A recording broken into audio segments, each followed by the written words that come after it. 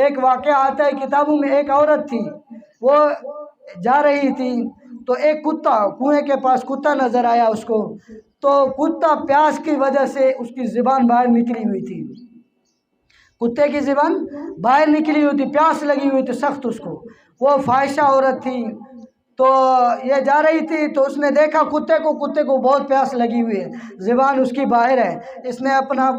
موزہ، پہلے والے جوتے اس طرح ہوتے تھے بند، وہ اپنا نکال کے اور دوپٹہ نکال کے دوپٹے سے اس کو باندھ کے اس کو کنویں میں چھوڑ دیا۔ پہلے اتنا پانی نہیں ہوتا تھا، کنویں دور دور ہوتے تھے،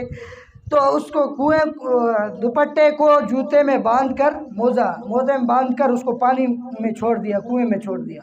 تو کنویں سے اسی موزے میں اپنا پانی نکالا اس عورت نے اور اس کتے کو پانی پلایا، کتے کو پانی پلایا۔ اللہ تعالیٰ کو اس کا یہ عمل ایسا پسند آیا، اس کو اللہ کو اتنا محبوب آیا اس عمل اللہ کو، اور اس کا یہ کام اللہ کو اتنا پسند آیا، اللہ تعالیٰ نے اس فاحشہ عورت کی مغفرت کر دی، اللہ تعالیٰ نے اس فاحشہ عورت کی مغفرت کر دی۔ یہ مخلوق ہے، کتے کو ہم کم حیثیت والے جانور سمجھتے ہیں، تو اس نے احسان کیا، اللہ کو اتنا محبوب آیا یہ عمل۔ تو اگر انسان کے ساتھ کوئی مدد کرتا ہے، انسان کا کوئی کام کرتا ہے، تو انسان اللہ تعالیٰ کو کتنا محبوب ہو۔